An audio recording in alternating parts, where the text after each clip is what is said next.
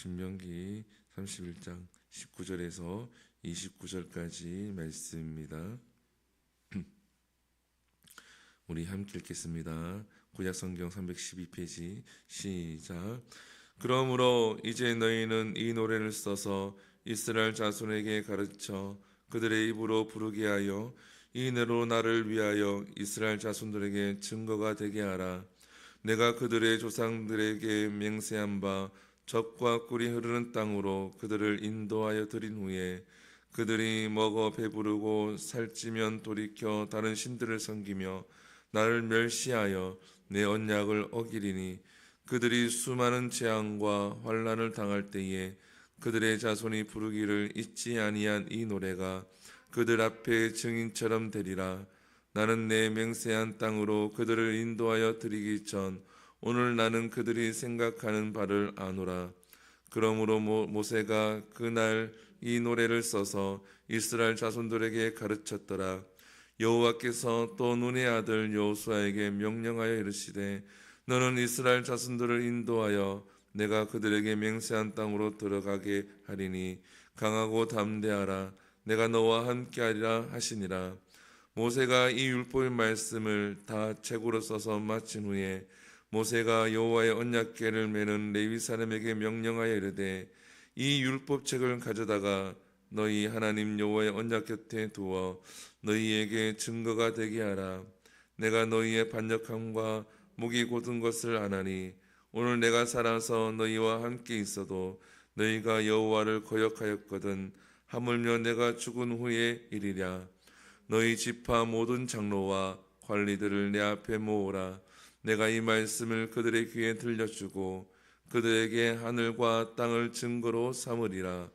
내가 알거니와 내가 죽은 후에 너희가 스스로 부패하여 내가 너희에게 명령한 길을 떠나 여호와의 목전에서 악을 행하여 너희의 손으로 하는 일로 그를 경록하게 하므로 너희가 후일에 재앙을 당하리라 하니라.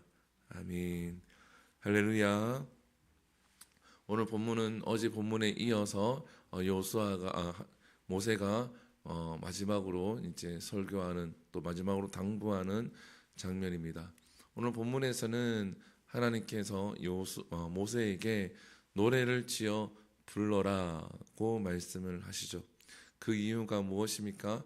이스라엘 백성들이 가나안 땅에 들어가서 범죄할 사실을 알고 있었기에 노래를 지어 불러서 그것을 잊지 않고 기억하고 돌이키라라는 뜻입니다. 우리가 한편으로 이렇게 생각할 수가 있습니다. 하나님께서는 이스라엘 백성들이 죄를 지을 것을 알고 있음에도 불구하고 그들을 가나안 땅으로 인도하신 이유, 오히려 그들을 가나안 땅으로 인도하지 아니하시고 애굽 땅에 그냥 그대로 두고 힘들 때마다 그들이 부르짖으면 그의 목소리를 들으시고 그 문제만 해결하는 것이 오히려 좋지 않았을까라는 생각을 할 수가 있습니다. 왜냐하면 가나안 땅에 들어가서도 굉장히 어려움 당하고 또 후대에도 왕이 세워지긴 하지만 아수르와 바벨론 또 미디안과 이러한 블레셋 이러한 주변의 나라로 인해서 이스라엘 나라가 굉장히 힘든 시간을 보내기 때문입니다. 때로는 포로로 끌려가고 나중에 또 기한해서 나라를 세우고 오히려 이거보다 애굽 땅에 있으면서 그들이 하나님 앞에 부르짖고 큰 문제가 있을 때에 하나님이 해결해주고 그렇게 하는 것이 더 좋지 않을까. 굳이 죄를 지을 줄 알면서 하나님께서 가나안 땅으로 인도하시고 또 그것을 노래를 불러서 또 알리시고 이렇게 번거롭게 하실 이유가 있을까 이렇게 생각할 수도 있습니다. 그런데 우리가 성경을 읽을 때 하나를 명심해야 될 것이 있습니다. 모든 것은 구속적인 역사, 하나님이 구원을 이루어가기 위해 온 인류를 구원시키기 위해 하나님께서 행하신다라는 거죠. 그래서 때로는 우리가 이해가 되지 않는 부분도 있지만 우리가 구속사적 역사를 보고 관점에서 보고 하나님께서 온 인류를 살리기 위해 나를 구원하기 위해 이렇게 애를 쓰셨구나라고 보고 우리가 말씀을 묵상해야 될 줄 믿습니다. 오늘 본문에도 마찬가지입니다. 이 노래를 불러서 그들에게 생각하게끔 또 깨닫게 하게끔 하겠다라는 거죠. 그 본문이 22절에 보면 나와 있습니다. 그러므로 모세가 그날 이 노래를 써서 이스라엘 자손들에게 가르쳤더라. 이스라엘 백성들에게 가르쳤다라는 거죠. 너희가 범죄할 것이고 그 범죄를 통하여서 하나님이 진노하게 될 것이고 하나님이 진노하여서 너희가 고난을 당할 것이다. 이 노래를 부르면서 너희가 기억해라.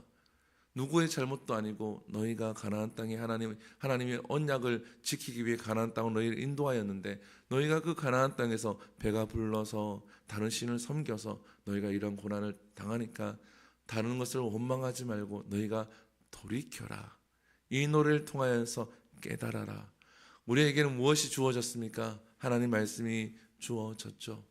내가 고난을 당하거나 내가 어려움이 있을 때에 고민이 있을 때에 말씀을 읽음으로 묵상함으로 그 깨달음을 통하여서 하나님 앞에서 돌이켜서 그 고난을 이겨낼 수 있는 저와 여러분들 될 수 있기를 축복을 합니다. 그리고 난 다음에 23절에 보게 되어지면 하나님께서 눈의 아들 여호수아를 일으키시죠. 그러면서 뭐라고 말씀하십니까? 너는 이스라엘 자손들을 인도하여 내가 그들에게 맹세한 땅으로 들어가게 하리니 강하고 담대하라.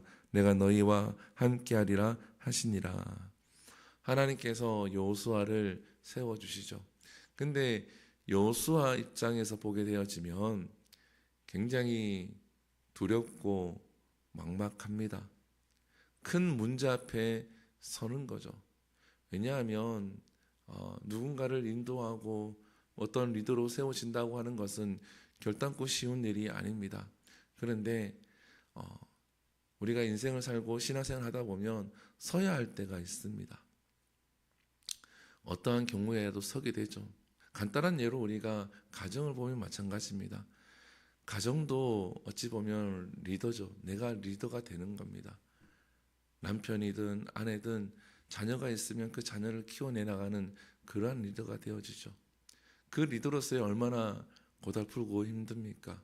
고민도 해야 되고 부딪힐 때도 있고 싸울 때도 있고 문제가 해결되지 않을 때도 있고 어떠한 가정은 일평생 그 자녀로 인해서 고통당하는 경우도 있고 부모의 뜻대로 되지 않는 경우도 많이 있죠. 그리고 사회생활하거나 신앙생활할 때도 마찬가지입니다. 리더로 세워져야 될 때가 있습니다. 근데 중요한 것은 오늘 본문에서 리더로 세워진 자에게는 무엇이 있습니까? 하나님이 함께 하신다라는 겁니다. 하나님이 친히 그 리더와 동행하신다라는 거죠. 내가 능력이 있어서 무언가를 이루어낼 수는 없습니다. 유능한 사람들도 있기야 하죠. 근데 세상에 있는 모든 리더들이 유능하진 않습니다. 세상에 있는 모든 부모가 유능하지 않습니다. 어떠한 사람은 학식이 짧은 사람이 있기도 하고 어떠한 사람은 성격이 모나기도 하고 어떠한 사람은 분노가 가득한 사람도 있기도 하고 그런데 우리가 가만히 보면은 그러한 가정에서 자란 아이들 중에 잘 자란 아이들도 꽤 있다라는 거죠. 그러한 부모가 있긴 하지만 그 부모의 연약함을 부모가 인정을 하고 그리고 그 연약함 속에서 자녀를 위해 헌신할 때에 그 자녀가 또한 사회의 일원으로 잘 자라기도 합니다. 우리가 리더로 세워지고 때로는 교회를 섬길 때에 내 유능함으로 인해서 나의 능력으로 인해서 섬기는 것이 아닙니다. 저 또한 마찬가지고. 그러나 오늘 본문에서 하나님이 뭐라고 얘기하십니까? 너는 강하고 담대하라. 내가 너와 함께 하리니. 하나님께서 함께 하시고 친히 하나님께서 하시겠다라는 거죠. 그냥 내가 할 수 있는 것을 하면은 그 다음은 하나님이 하시는 겁니다. 오늘 본문에도 보게 되어지면은 그들에게 맹세한 땅으로 내가 들어가라 가게 하리니. 끌고 가는 거는 인도하는 거는 여호수아가 해야 되지만 그 다음은 하나님이 하시겠다라는 거죠. 하나님이 내 앞에 있는 문제보다, 내가 해결해야 될 문제보다 하나님이 훨씬 더 크고, 그리고 내 앞에 있는 이 문제를 해결하지 못하는 것은 나의 무능함이지, 하나님은 전지전능한 분이기 때문에 그 문제를 해결할 수 있다라는 거예요. 그래서 우리가 리더로 세워졌을 때에 자기 힘으로 하는 사람은 늘 힘듭니다. 힘들 수밖에 없어요. 그러나 리더로 세워졌을 때에 하나님께 맡기고 내가 할 수 있는 것을 최선을 다해서 해놓으면 그 다음은 하나님이 하시는 겁니다.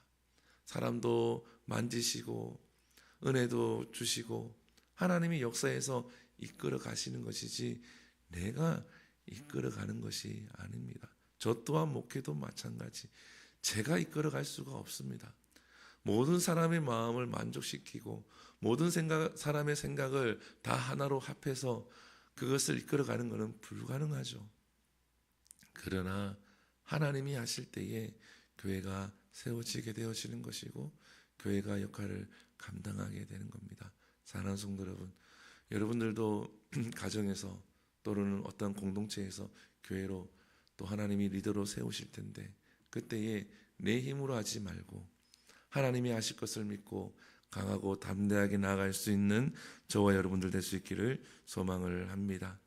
그리고 난 다음에 오늘 본문에 보면 24절부터 해서 29절까지는 이 율법책을 이제 다 써서 마친 후에 이제 제사장들을 불러서 레위 사람들을 불러서 어떻게 합니까? 언약궤 옆에 두어라라고 이야기를 합니다. 그래서 26절에 보게 되어지면 이렇게 말씀을 하죠. 이 율법책을 가져다가 너희 하나님 여호와 언약궤 곁에 두어 너희에게 증거가 되게 하라. 증거가 되게 하라. 사랑하는 성도 여러분, 하나님의 말씀이 우리 삶 가운데 증거가 되어야 될 줄 믿습니다.